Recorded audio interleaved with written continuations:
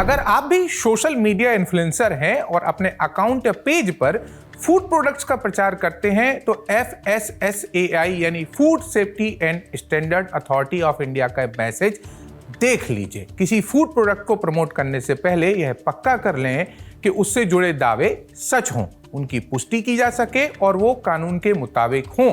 गुमराह करने वाले या बिना पुष्टि किए गए फूड दावों को प्रमोट करने पर कानूनी कार्रवाई हो सकती है। स्पाइडरमैन के famous dialogue with great power comes great responsibility को थोड़ा सा टेस्ट देते हुए FSSAI ने अपने एक्स हैंडल पर लिखा, with great influence comes great responsibility. वैसे तो ट्विस्ट लिखना सही रहता, मगर जब बात FSSAI की हो रही तो टेस्ट बोलना ही ठीक रहेगा। Food safety and standard authority of India ने पूरी गाइडलाइन ही बता दी है। इसके मुताबिक खाने से जुड़े उत्पादों का प्रचार करने से पहले उससे जुड़े हर दावे की जांच जरूरी है। माने अगर कोई कंपनी आपसे कहती है कि फला प्रोडक्ट में इतना प्रोटीन है तो सिर्फ उसके कहने से आपको ये नहीं कहना है। ऐसे दावे का सत्यापन कर लीजिए। बोले तो टेस्ट रिजल्ट और कागज पत्री सब देख लीजिए। Boost immunity, rich in nutrients जैसे दावों को बिना सत्यापन के प्रमोट न करने की बात भी कही गई है। FSSAI का कहना है कि ग्राहक का भरोसा इन्फ्लुएंसर पर होता है, इसलिए उसका हर दावा उस भरोसे के लायक होना चाहिए। किसी भी प्रोडक्ट का भ्रामक प्रचार उपभोक्ताओं को गुमराह कर सकता है और इसके कानूनी परिणाम भी हो सकते हैं। Food safety and standard act 2006 की धारा 24 और 53 के तहत भ्रामक विज्ञापन या एंडोर्समेंट करने पर कार्रवाई और पेनल्टी का भी प्रावधान है।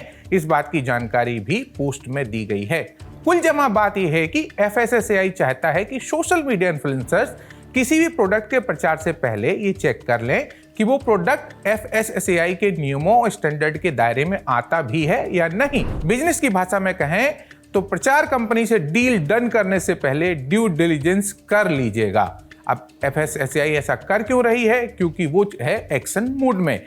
इन दिनों food safety and standard authority ताबड़तोड़ एक्शन मोड में चल रही है। देश भर में FSSAI ने कई बड़ी खाने पीने की कंपनियों पर छापेमारी कर खाने की क्वालिटी की खामियों को उजागर किया है। उदाहरण के लिए बेंगलोर के शहरी इलाकों में फूड सेफ्टी विंग ने कई छापेमारियां की और इस दौरान कई नामी होटलों के किचन में सड़ा हुआ चिकन और यूज किया हुआ कुकिंग ऑयल मिला।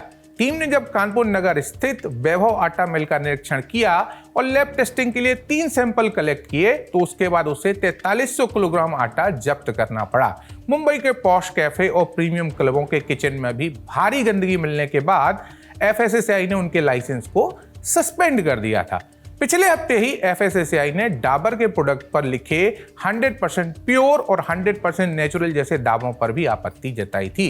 रेगुलेटर ने कहा था कि ये दावे ना तो स्पष्ट हैं, ना वेरीफाई किए जा सकते हैं और ग्राहकों को गुमराह कर सकते हैं। इसलिए डाबर को तुरंत 100% दावे का इस्तेमाल बंद करने का आदेश दिया गया था। कंपनी को आदेश पर अमल करने के लिए 15 दिन की मोहलत भी दी गई है। ऐसे में फूड प्रोडक्ट का प्रचार करने वाले इन्फ्लुएंसर्स के लिए गाइडलाइन जारी करना तो बनता ही था।